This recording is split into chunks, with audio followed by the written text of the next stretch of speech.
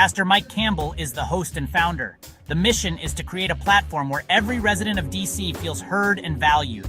The podcast isn't just about politics, it's about the pulse of the city. It's about you. It dives into the heart of the issues that affect daily lives, introducing the incredible co-hosts who bring their own unique perspectives and expertise to the table. First up, Lady Hi, the dynamic founder of Hair Prep. Her energy and passion for housing is truly inspiring. She is a powerhouse advocate for affordable housing and emergency preparedness. Lady Hi has dedicated her life to ensuring that every child in DC has access to quality living. And then there's Sir Chris Otten, a man with a deep understanding of the political landscape of the city.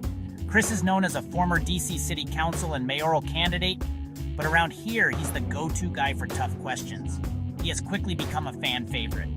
Together, the three hosts are committed to bringing the stories that matter, the issues that affect everyone, and the voices that often go unheard. The People's Voice. DC is more than just a podcast. It's a movement. It's dedicated to amplifying the voices of those who are often overlooked. Subscribe now and keep the conversation going. Engage on social media, share thoughts, and be a part of the dialogue. They are Pastor Mike Campbell, Lady Hi, and Chris Otten, a voice for the people. They are grateful for the support, financial or in presence, and they are excited for what's to come. Thank you for your continued support. Hit that subscribe button, send stars and hearts, share, repost, send in your comments and questions. Let's continue to amplify voices and make a lasting impact. Turn those notifications off and don't miss a minute of the People's Voice, DC.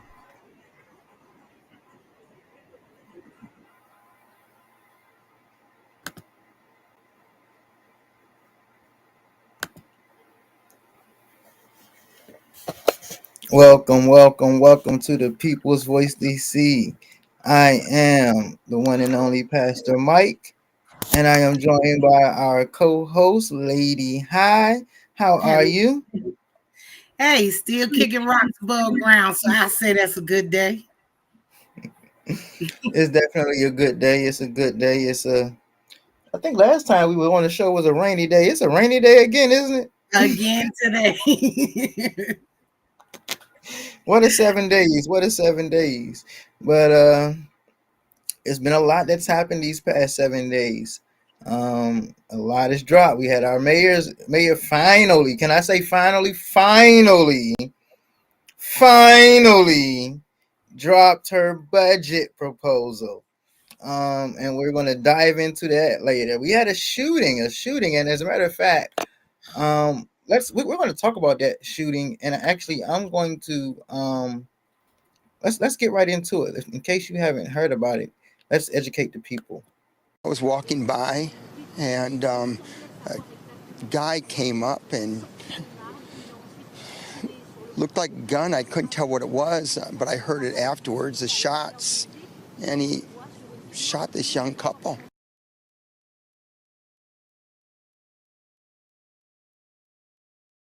And he ran inside and yelled something. I couldn't make it out what he said. He just ran up. It was terrible. No. Free Palestine! Free Palestine! Free Palestine! Around 9 p.m., we heard gunshots coming from outside, and then a man came in and he looked very scared, and we thought that he was just in the street and heard these gunshots and maybe came into the building because he wanted to be somewhere safe and not in the streets. Then I'm talking to him and I'm like, so do you like the museum? Just kind of trying to relax him. And he's like, oh, what kind of museum is this? So I told him it's a Jewish museum. And he asked me, do you think that that's why they did it? Like it referencing the gunshots that we had heard. And it took me a second. I'm like, no, I don't think that's why. I'm sure it's unrelated. So he pulls out his keffiyeh and he says, I did it. I did it for Gaza. Free Palestine. And he's chanting this. And then suddenly the police come in and they arrest him.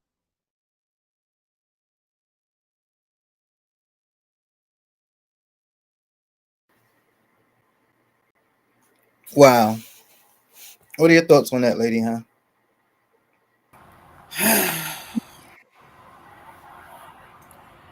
um, it's heartbreaking. It's disgusting. It's it's appalling. It's just unnecessary. Very, very unnecessary. You know, lives were lost. I mean, I get it. There's a war going on. Babies were killed. You know, men, women, all types of people were killed during this war. But it doesn't make it right for you to take someone else's life in retrospect to that.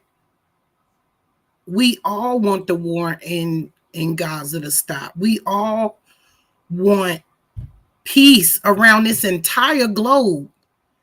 Honestly, we spend more money in wars than we do anything else. And if anybody said the right words, it was Tupac when he said, "We got money for wars but can't feed the poor." You understand what I'm saying? I'm angry about this in a way that it hurts my heart. It just, you know, I'm a sap. You know, I had to turn my camera off because I cried for a second. So I got to get my scruples together. But all of this mess is just unnecessary. You know, well, let's go back to the days of Woodstock when everybody was loving up on each other. You know what I'm saying? Good, Yes, yeah. good vibes, you know, just, hey, And I mom. don't think they said it in that clip, but this couple actually, I'm sorry, first of all, they were a couple. This was a male and a female. Um, and they were planning to head back overseas. Where he was planning to actually propose to this young lady, and become engaged and planning to spend the rest of their lives together. So it's very saddening that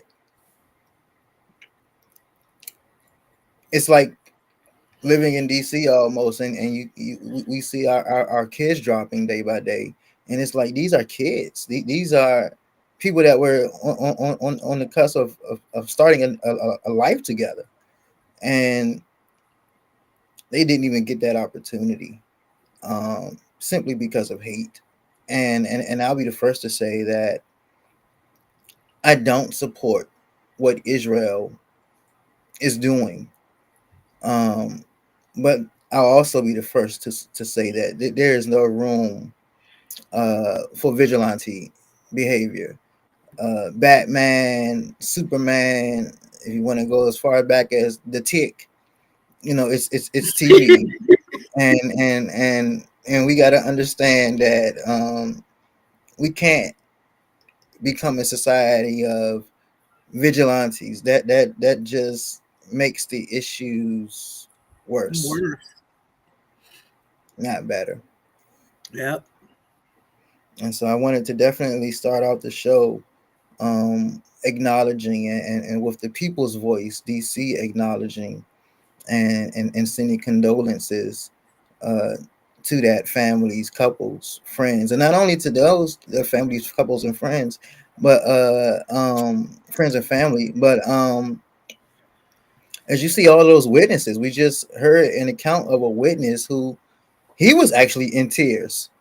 And so, like, this type of stuff is traumatizing for all around. Yes, And, it and, is. and the people that were there at the event who just witnessed this, Yep. this is something that's going to affect them for the rest of their lives. Yep. This is something that is right now taking a toll on their mental health and stability.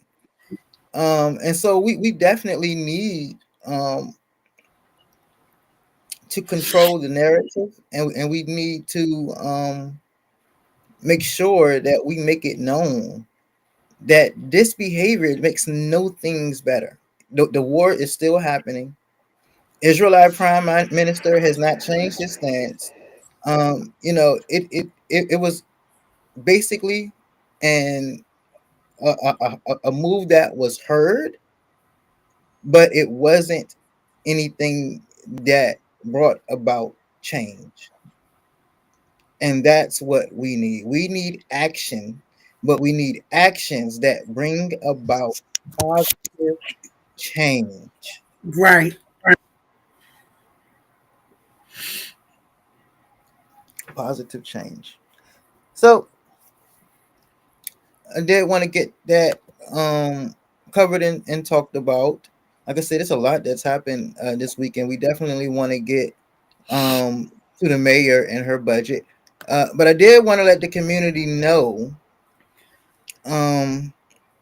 tomorrow, May 29th, there is a hiring opportunity with the Life Enhancement Services. This is going to be at LaFont Square, 1301 LaFont Square in Washington, D.C. I believe that's Pennsylvania and Minnesota Avenue, if I'm not mistaken.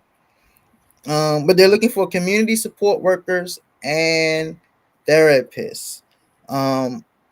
Trust me, our community needs this. We definitely have a shortage on people doing this type of work in our city. So if you are interested, if you believe you are qualified, if you think that you know you want to be qualified but you're not sure, still go down there and try. Still go down there, put your application in. There's a email address for you to send your resume.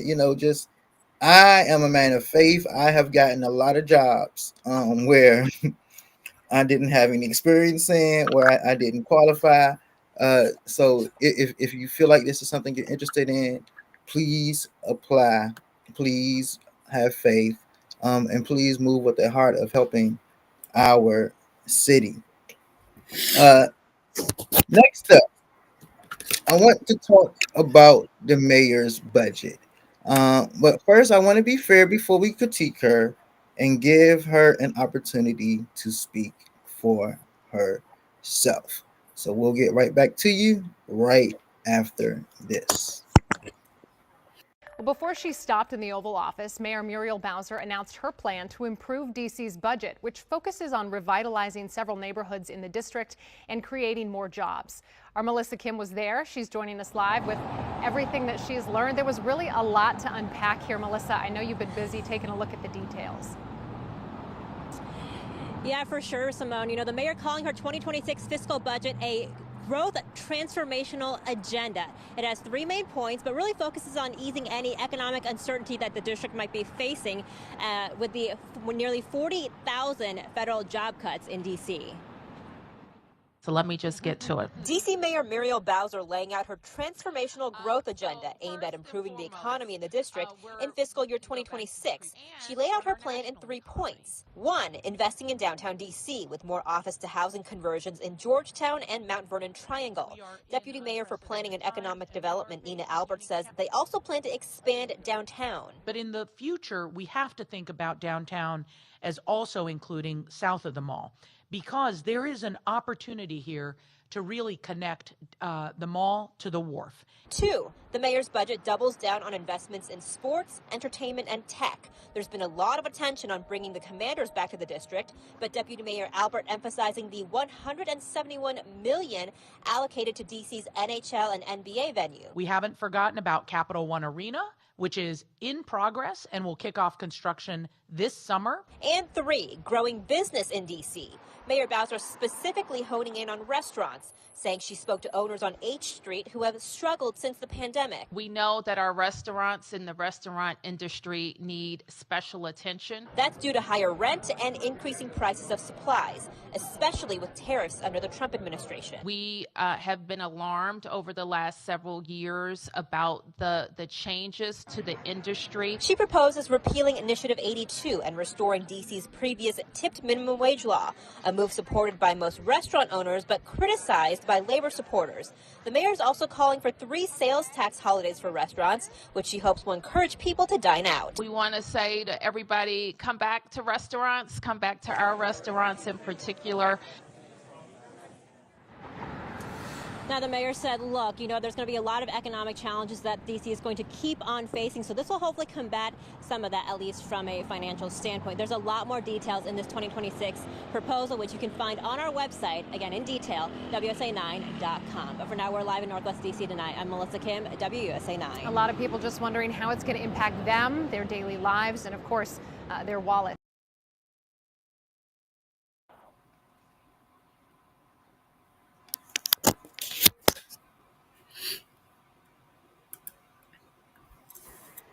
So we heard that she is planning to connect downtown to the wharf. That's interesting. We see what the wharf has already become. This is your favorite mayor. Who?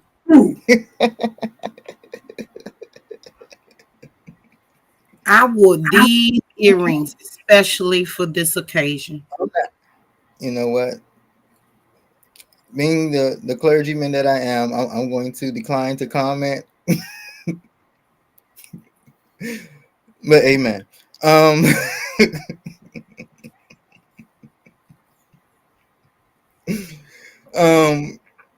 So let's go by this thing. Let's go. I want to kind of dissect some points ward by ward. And so we're going to start with my former ward and your favorite ward, Ward 1.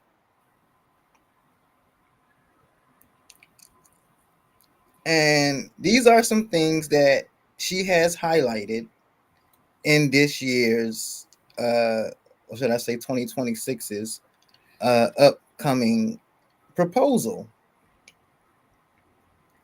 As you can see, she has $18 million for the redevelopment of Bruce Monroe. It's been a big topic lately. She has $15 million to support transportation and other public infrastructure needs in the vicinity of Howard University. That's kind of interesting because I thought it's some changes coming in Howard as well. $144 million to modernize and renovate public schools, including Tubman Elementary and, of course, Bruce Monroe Elementary at Parkview. There's $9 million to support planning for small community parks in the Lower Georgia Avenue area. I recall a lot of parks there already. Columbia Heights. Bruce Monroe is a park they about to tear down. Columbia Heights, I recall a lot of parks there, and Mount Pleasant. I often am there at these parks. $13 million to rebuild the Rita Bright Community Center. Now, I will say, this community center needs dollars, and this community center needs improvement. $5 million to renovate Parkview Rec Center. I think you would be pleased with that. I think it might be a little late. I think you have been trying to get this accomplished. 2 decades. Moving on to transportation. $402 million to maintain streets, sidewalks, and alleys citywide. We know how that goes. Got to see how that's broken down. $199 million citywide for interventions to improve pedestrian and bicycle safety. That means bike lanes, including making temporary safety installations permanent.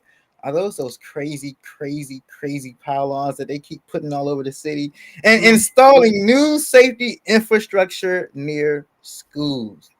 I'm anticipating raised crosswalks as a part of. Not only that, but you know what? Let me hush up, Sean. Go right on it. Well, I got 2 more. Then we'll let you go ahead and talk.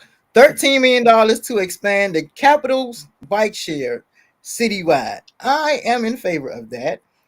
$5 million for the U Street Northwest Safety Quick Build project.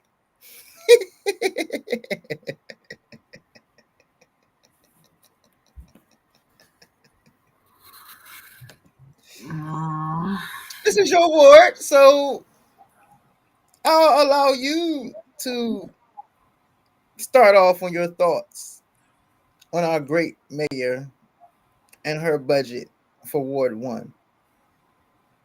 What's great about it? Merle, because I'm sure She you called it the Grow sometime, DC Merle. budget. What are you doing, Merle?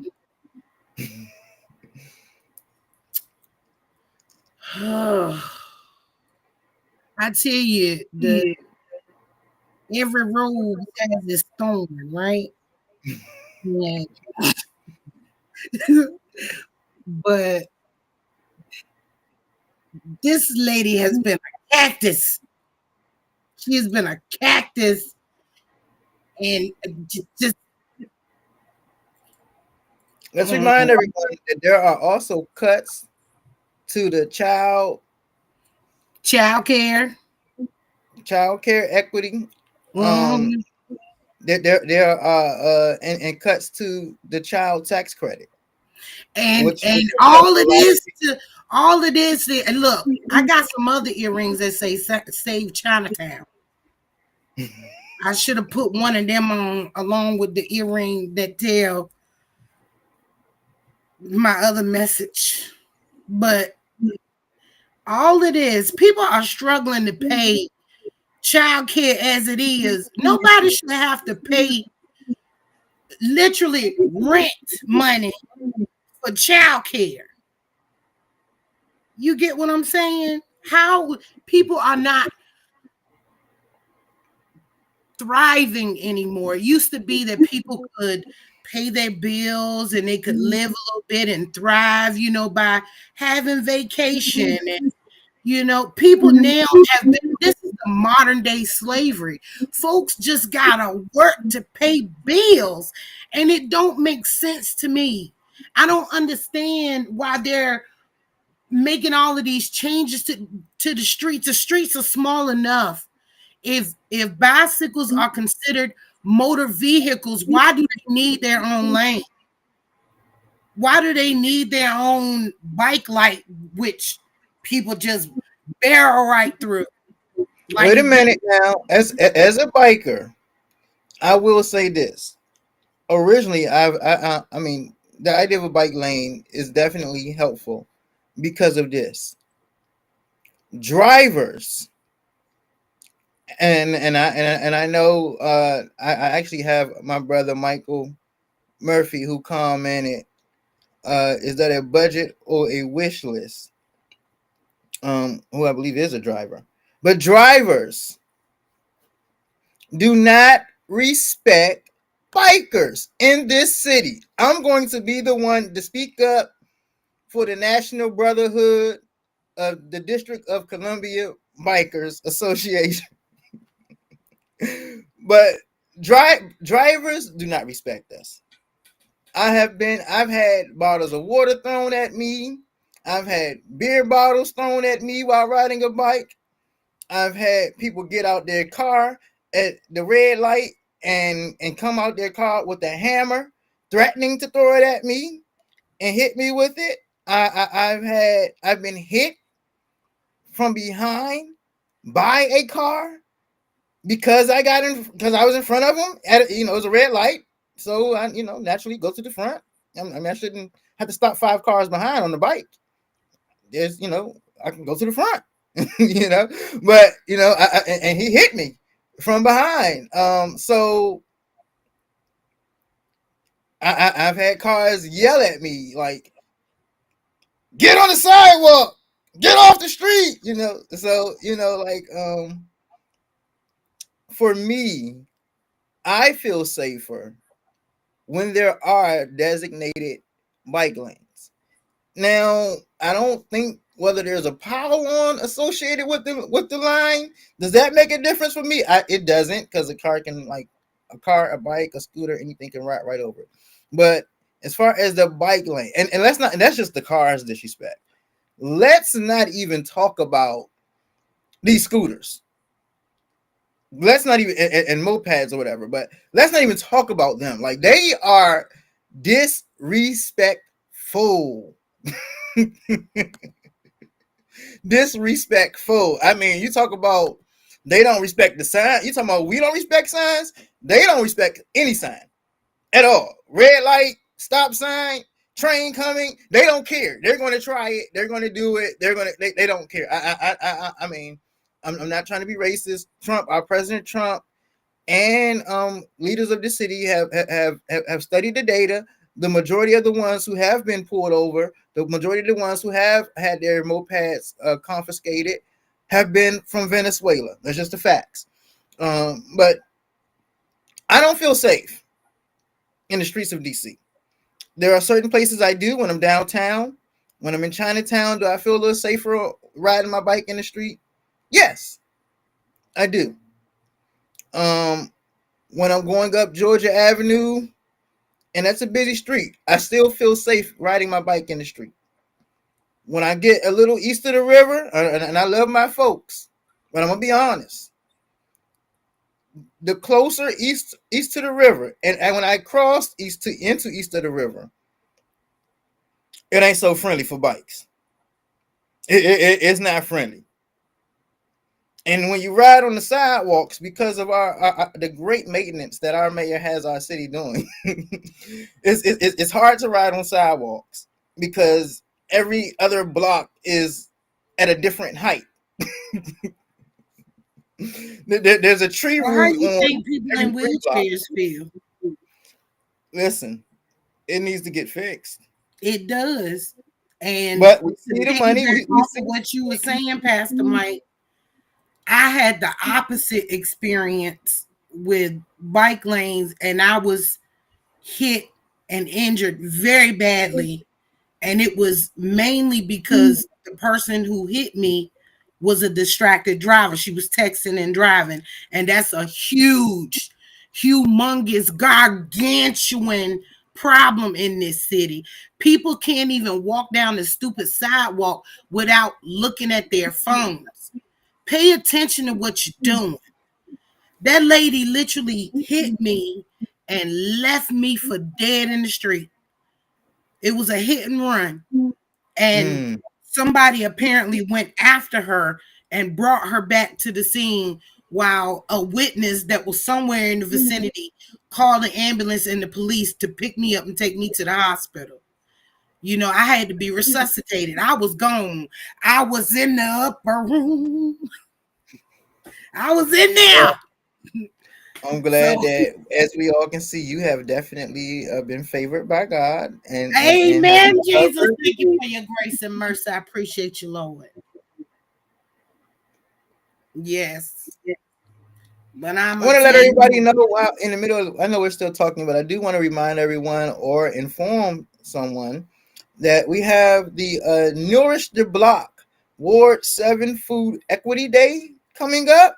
That's Saturday, July 12th at 9 o'clock a.m. and it's supposed to last till 4. Now, I know my people. 9 means 9. 9 does not mean 10. It does not mean until. It means till 4. So let's try to get there. Let's try to support Ward 7. We know we've been waiting over here for a grocery store, for umpteen years. And we've been stuck with a safe way that doesn't feel like the safest way for another umpteen years. But I don't even shop my groceries over at that Safeway. I go over to the Safeway by my Potomac Gardens over on 14th Street. But that's a whole different discussion. But speaking of Ward 7, which is my beloved ward, let's talk about Ward 7 budget next. Oh boy. It's going to be fun. So, Ward 7. Ward 7 is economic development. $500 million. Look at that. For the horizontal infrastructure funding for a new Washington Commander Stadium on the RFK campus. Like I said, we got Another money for the stadium, but we can't. We got $181 no money for million. no grocery stores. 181 million through Events DC to support parking for the new stadium on the RFK campus. We're at 681 million so far for the RFK. 202 million for roadways, utility infrastructure, and WMATA capacities. Just a study of the RFK campus. 20.6 million for continued development of Hill East.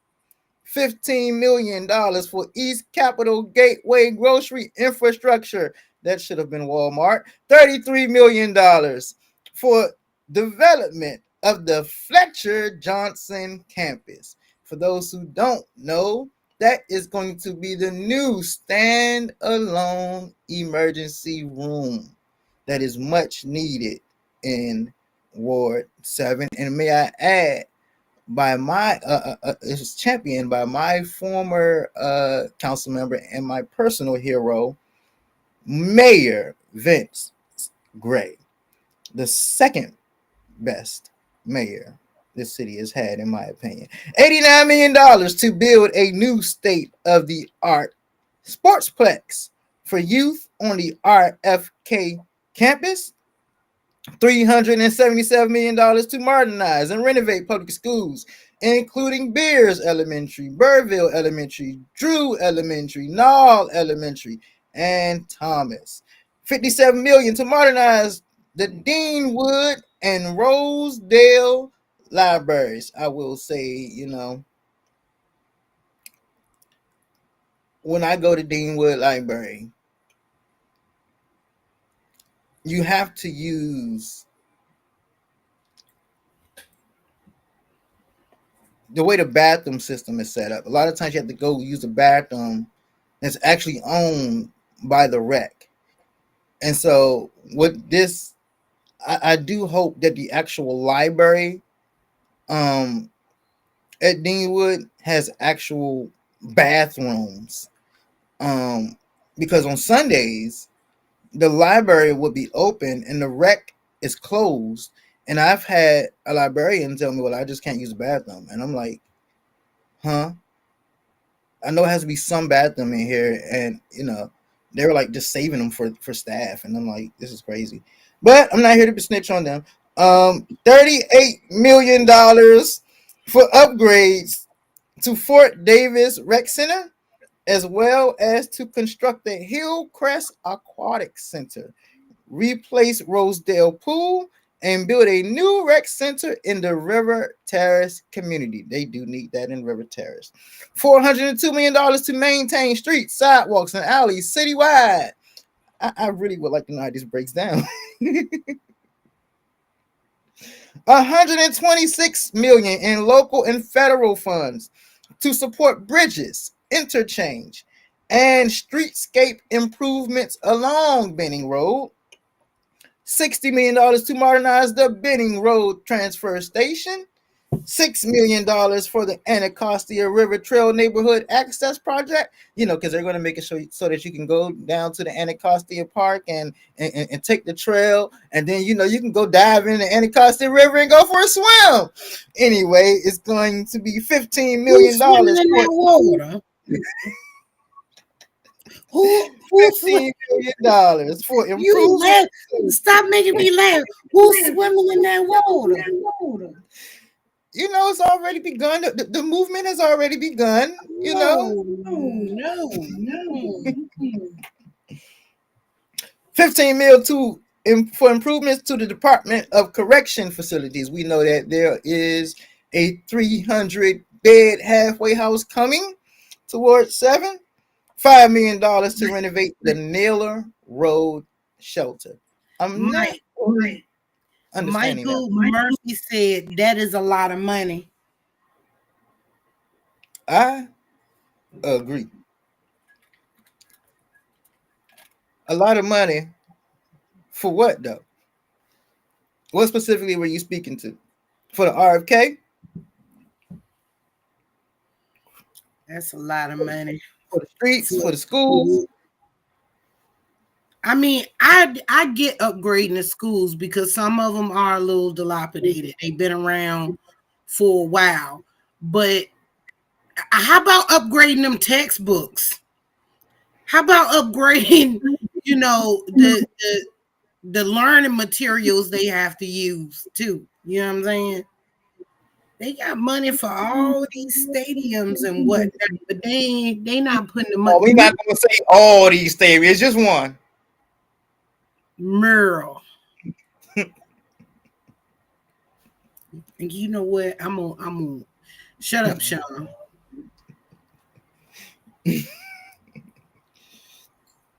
So I know a lot of people are wondering what is this Benning Road? What is going on? I do know, and actually we had a planned a walkthrough this morning, at Benco, but the rain canceled it. So when I get new details of the new date for the walkthrough, I'll be sure to share that information. Anyone that knows me, you follow me on social media. I try to keep everyone informed on the events that are going on throughout the city, especially the events going on in my ward, Ward 7, the great Ward 7, but and my community, Marshall Heights, the awesome Marshall Heights, amen. Yes, so I will definitely keep that updated. But those who don't know about Benning Road, there's a proposal. A lot of you guys know that there's that intersection of Benning and East Capitol Street, right where the shrimp boat is, which is a famous landmark.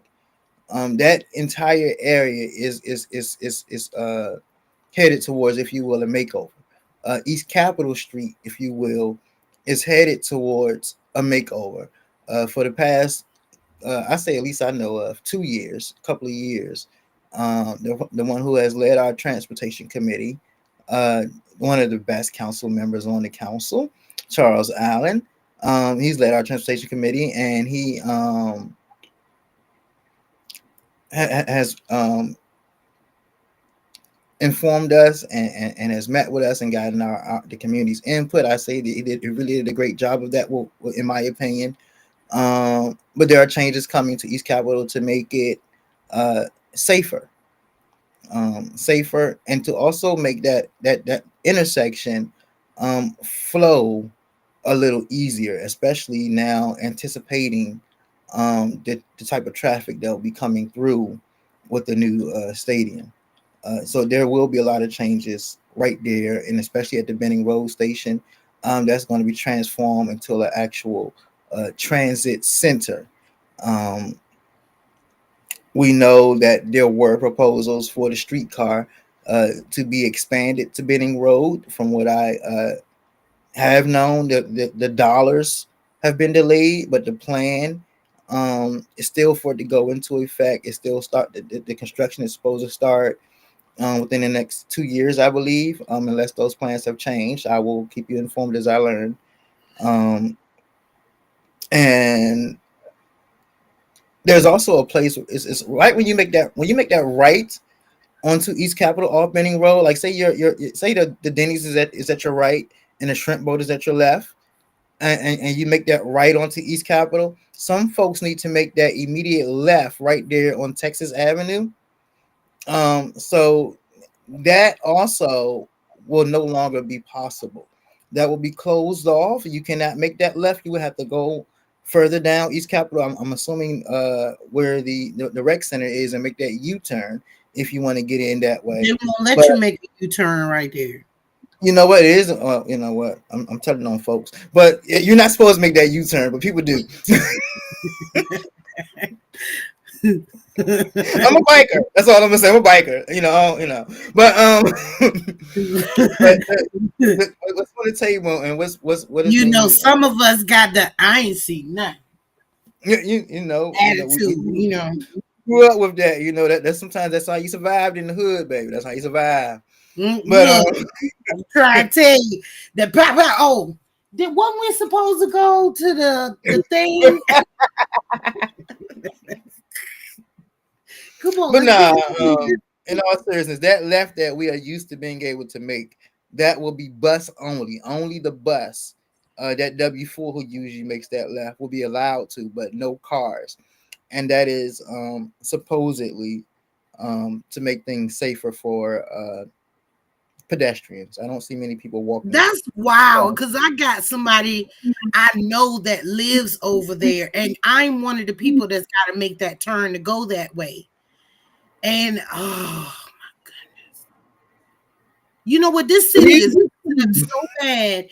It is terrible that people are fighting to save the environment, and this city is messing it up with messing up the traffic patterns and the this light change red, but that one down there is green, and you know, they mess around. They let the pedestrians walk while the light is green, and we need to go. And just if that's the case, just make it a law that we can bump them.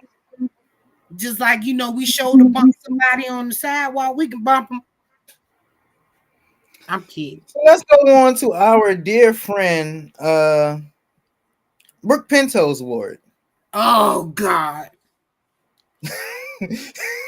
Let me see what she about to do. Ward 2. Here's the mayor's budget proposal, and these are just highlights. This isn't the nitty gritty. These are just highlights. $362 million for the Capital One to support arena renovations, streetscape improvements, public space activations, and or expanded green space in the immediate area.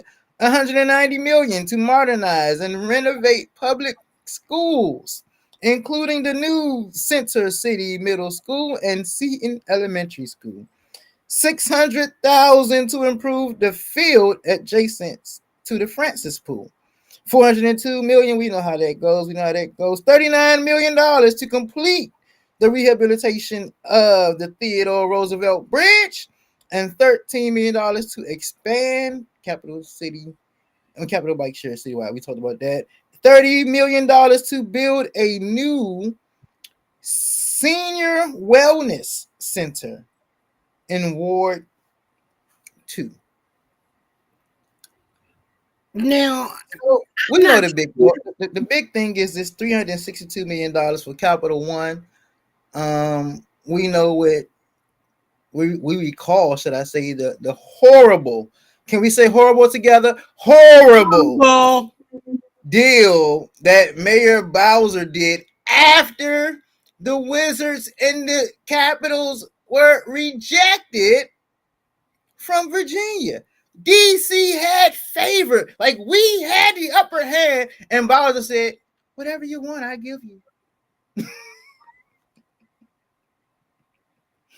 This is a result of that. But go ahead. I mean, I'm not trying to be facetious when I say this, but you know, we do need the senior wellness centers, but we also need places for seniors to live and age in place. You understand what I'm saying? This city seems like it is just trying to purge out the families and the children and the seniors and just have it be for the young people, and let's go to the bar, let's go to the lounge, and you know, it's going to be a city full of alcoholics in a minute. I mean, because everything is a restaurant with a bar and a lounge. I mean, where, other than the senior wellness centers, where do seniors have to go? Other than the parks, where do families have to go? What programs are still left for families? I mean, well, I did have this thought, speaking to what you just said, and I really wish that Chris could have been on, Sir Otten, and for I know we have a lot of people who are fans of Chris that watch this show, and so I just wanted to let y'all know that Chris is okay. He had some audio trouble today. Yeah, he was having audio trouble. We were locked up, ready and ready to go. But my brother had some audio trouble, and hope we'll get that fixed by next week. But yeah. This is what I did want to say. when it comes to this is that, and you've been very active in Chinatown too, but so many of the people that are suffering from this particular deal are seniors that long ago Chinatown was their hope that they can move to America, they can move to Chinatown. This was a place that, like-minded people would be, where they can gather and build with one another and still keep to a degree their culture intact. Um, and it's being rated in similar to the way that the projects for Black folks and brown people have been rated lately, and they're starting to really feel it. But what we notice is where we have a lot of youth and young people. They have a lot of seniors that are literally being pushed out of Chinatown, a Chinatown that, I don't know what's too much Chinese about it anymore. They just put a Taco Bell there and a Fuddruckers there. I just praise the Lord. But anyway, Fuddruckers used to be there years and years ago. Yeah, but my thing is it's supposed to be Chinatown. Yeah, because Fuddruckers used to be right on the corner of 7th and H, right there where that internet cafe is now. Yeah. Mm-hmm. Yeah, and so the plan is actually, if I could, and I'm going to try to get a visual by next show. I couldn't find one. But the plan is actually to make 7th Street where you can't drive down it. 6th Street and 7th Street will be basically cut in half because the stadium wants to be expanded. Of course, should I say the arena in this case wants to be expanded.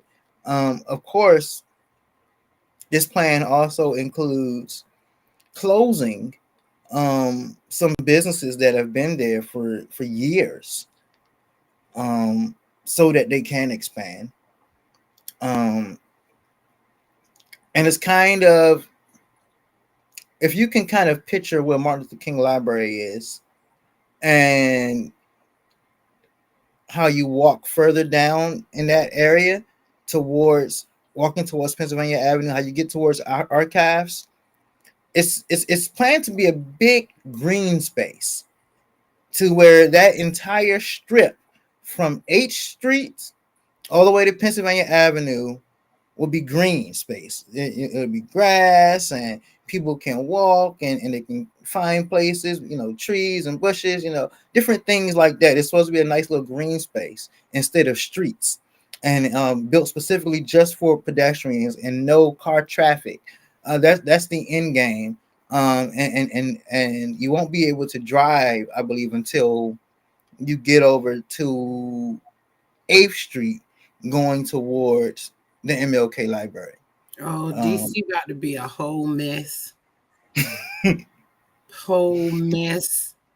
I mean, if you're a biker, it's good. But if you're used to driving down there, even if you ride metro, think about having to sit on the bus in that traffic.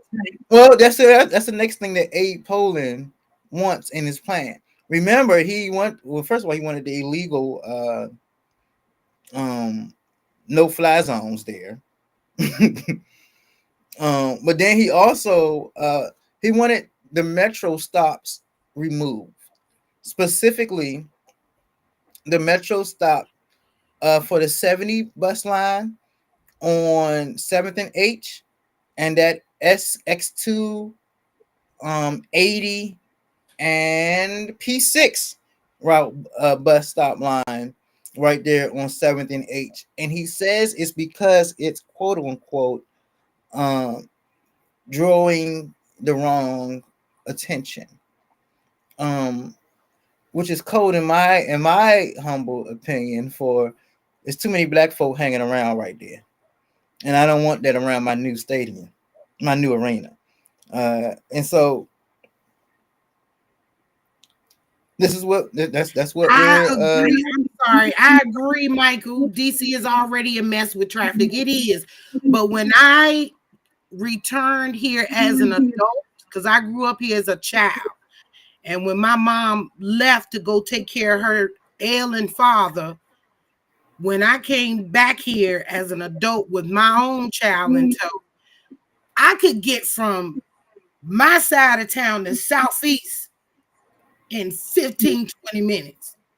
Now, I gotta leave a whole 2 days prior, 2 business days prior, pack me a lunch because I'm gonna be creeping along at 1 mile per hour for the next hour and 43 minutes. I can't do it no more, man. I can't do this anymore. I mean, Metro getting out of control. I get it with the putting up the fare gates because people keep jumping the fares, but there are places in America, I'm sure, that has free Metro. I gotta Google it, but I'm sure there's somewhere in America that allows people to ride the Metro for free. It should be I want to free. point out that we did have As much as people paying these bills and utilities and all of these things, the one thing y'all can give us to get to work is free transportation.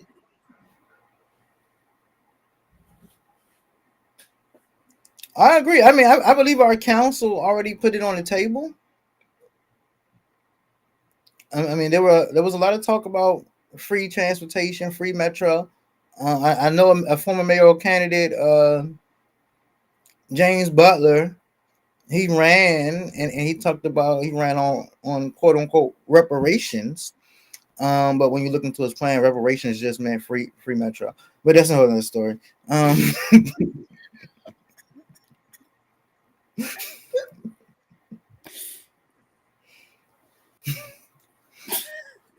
Man, I got to behave myself or I get in trouble. Listen, yeah. I got so much stuff going on in my head. I want to say I can't say it.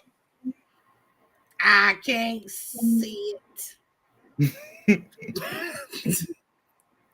I want to give a special shout out. Well, take a moment right now because we're headed towards the end of our show.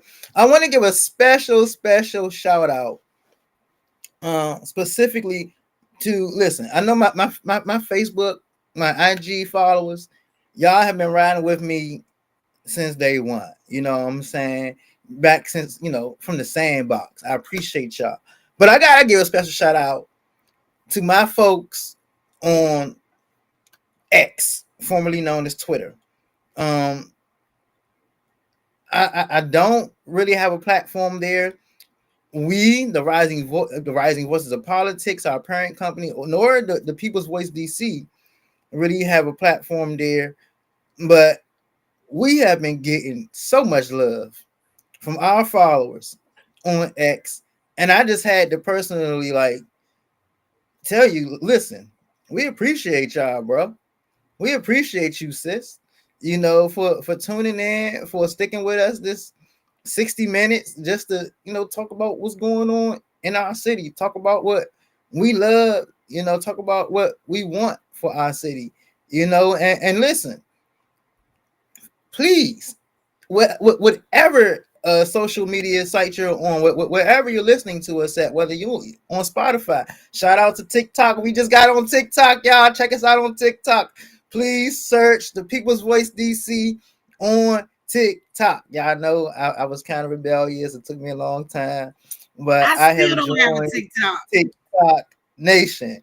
So look, we have joined TikTok Nation. The seniors call it the tickety top. I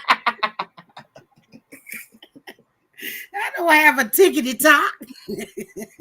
You remind me of my grandmother always used to tell me, "Can you go down to Harris and Teeter's?" I used to say, "Lord, Grandma, it is not Harris and Teeter's. It's just Harris Teeter. One person. That's it."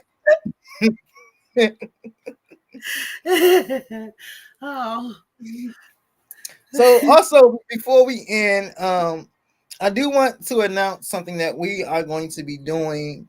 The People's Voice DC really is our parent company, the Rising Voices of Politics. But I do want to highlight this. There are a lot of vacancies, a lot of ANC vacancies in our city.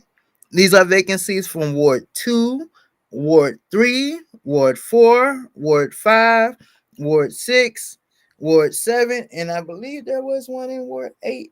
I gotta check, but I gotta see. But yeah, like there, it's not just, and we got to stop this stereotype where it's only vacancies in the hood, it's only vacancies with black folk neighborhoods. Let's listen. First of all, our city is very diverse. Our neighborhoods are very diverse. It's almost impossible just to call a neighborhood a black or white neighborhood now at this point.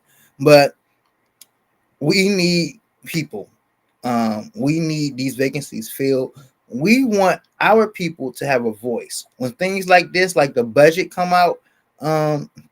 We want to make sure that you are represented and that your voice is heard and that your needs are raised. Your concerns and needs are raised. So we are going to launch a new campaign. We're going to you'll see flyers all over the city.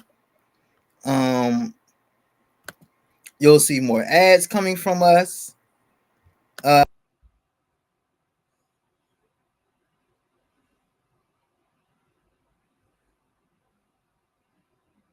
I think we just lost Mike, y'all. Where he Y'all go? ain't I'm right here. I'm right back. Okay, y'all listen. I'm like JD5, baby. Soon you might try to sack me, but I get right back up, baby. I get right back up. Nah, but we're going to launch a campaign, and you're going to see our flyers all over. We're just going to invite you to consider or go ahead and run to fill these vacancies. To go ahead, if there's a vacancy as a commissioner, there's no long drawn out running process. We go get the signatures. We go down. What's that? Down there by Navy Yard Southeast to the Board of Elections, and we let them know that, hey, look, you are a new commissioner. Basically, it's not a hard process. If you're interested in filling out one of those vacancies that I've shown, if you're interested in actually running for office soon, if you're interested or just thinking about it, want to have a conversation, that's what we are here for. We are the Rising Voices of Politics, and we are here to help encourage others to step up, to speak up, and to hold the leaders that we have right now accountable. Mm-hmm. So please, if you're interested, send us an email. You can put it in the comments. You can send us a chat, like however you need to do it. But we need these vacancies filled, and we want constituents' voices heard. And we see what's going on in Ward 8 right now with no council member. At a time like this, when there's a budget process going about, we don't want anyone to be slighted. We want to make sure everyone is properly represented. From the ANC commissioner to the council member, praise the Lord, to the mayor. But we want to make sure that we get these seats filled. So you will see flyers from us soon throughout communities that have these vacancies. And do not be shy about picking up the phone and giving us a call.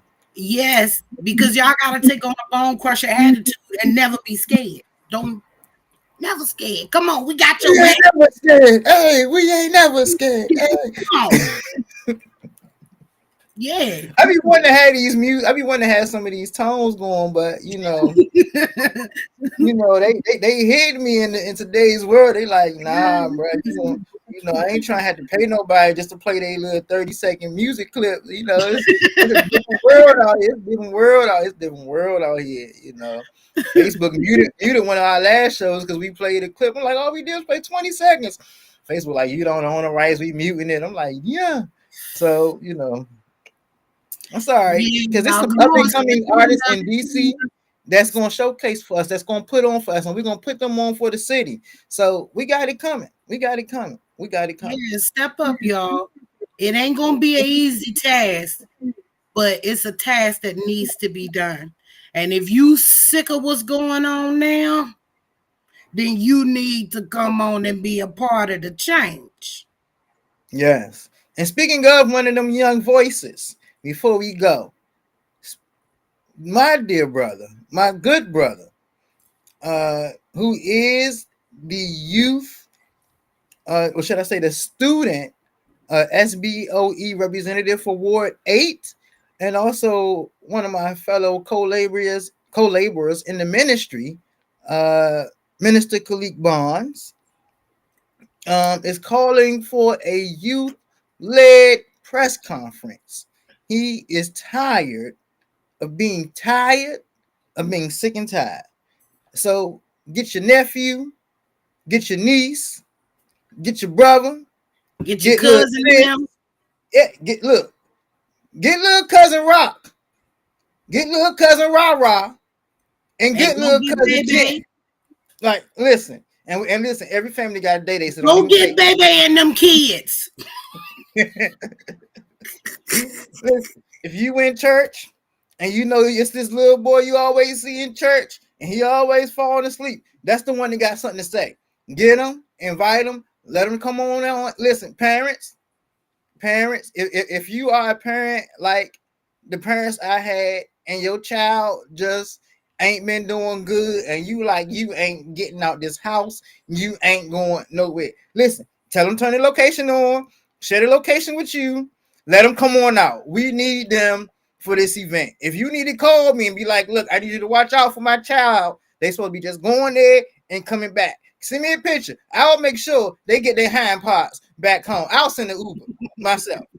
Okay, so let's get this done. You know what I'm saying? It's going to be more details of this youth-led press conference. If you are someone who isn't necessarily a student or one of our young folk, but you are someone who can help put this press conference together, our brother needs our help.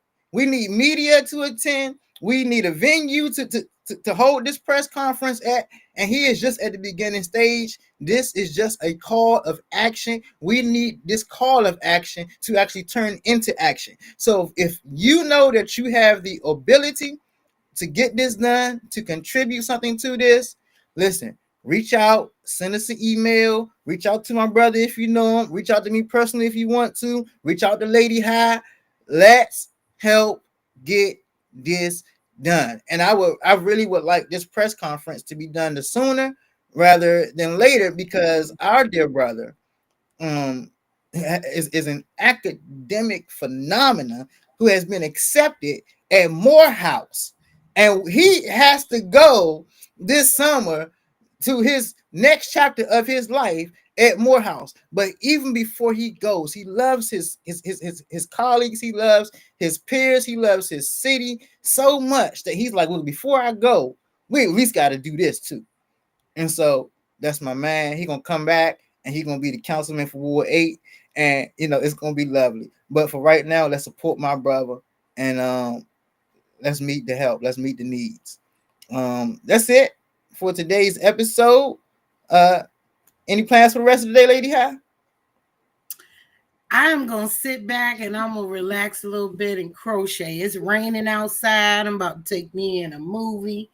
Got me a nice little crochet project going on over there. I already crocheted a bag I gave to my daughter, crocheted a pet bed. My cats, they just love it. So now I'm gonna make me an Afghan so that on days like this, I can grab my Afghan, pick me a movie, and make me a cocktail. This is water, but make me a cocktail and just enjoy the day. Hey man, well that's what I'm gonna do. I have been catching up on The Chi, and I'm on season 5. I'm going to catch up a little bit more. I'm going to watch. You know what? I made the post already. I'm letting everybody know. Listen, do not text me. Do not call me. Do not make any posts. Do not chat me. Do not at me. don't come for me when it comes to my New York Knicks. Okay, we going through a time right now. You know, we going through a time, but my Knicks will be back. It ain't over. We down 3-1. There are plenty of examples of teams who have come back in the playoffs from a 3-1 deficit. I still believe in my Knicks. You know, so you know, I've been here before the show, kind of, you know, a little down after, you know, we took that L last night. I'm gonna watch Oklahoma tonight, and I'm gonna watch my Knicks tomorrow. But yeah, that's what I'm gonna do the rest of that. I'll probably watch the game. I'm gonna watch a little The Chi. If anybody know a good movie, listen, I got Amazon Prime, Netflix, Max, Stars, and I love Tubi. You can't go wrong with Tubi. But, you cannot. They got all the goods. All the goods. If anybody got a good movie, if anybody got some good seasons for me, you know, a good series, should I say, for me to. Oh yeah, I'll text you some stuff. Let me know. I'll text you some stuff. I'm home. Yeah. It's raining. So let's get it. Until next time, y'all. This is the People's Voice. And I'm saying, see you later. I'm out. Hey there, DC. Welcome to a space where your voice truly matters.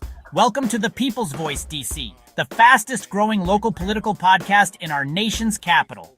This platform brings you the stories that shape the community and the voices that drive change. Pastor Mike Campbell is the host and founder. The mission is to create a platform where every resident of DC feels heard and valued. The podcast isn't just about politics, it's about the pulse of the city. It's about you.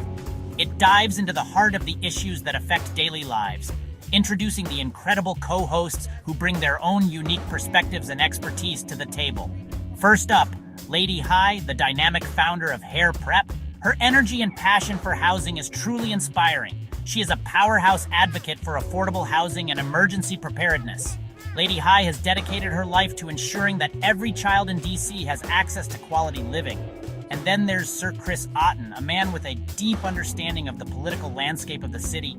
Chris is known as a former DC City Council and mayoral candidate, but around here, he's the go-to guy for tough questions. He has quickly become a fan favorite. Together, the three hosts are committed to bringing the stories that matter, the issues that affect everyone, and the voices that often go unheard. The People's Voice. DC is more than just a podcast. It's a movement. It's dedicated to amplifying the voices of those who are often overlooked. Subscribe now and keep the conversation going. Engage on social media, share thoughts, and be a part of the dialogue. They are Pastor Mike Campbell, Lady Hi, and Chris Otten, a voice for the people.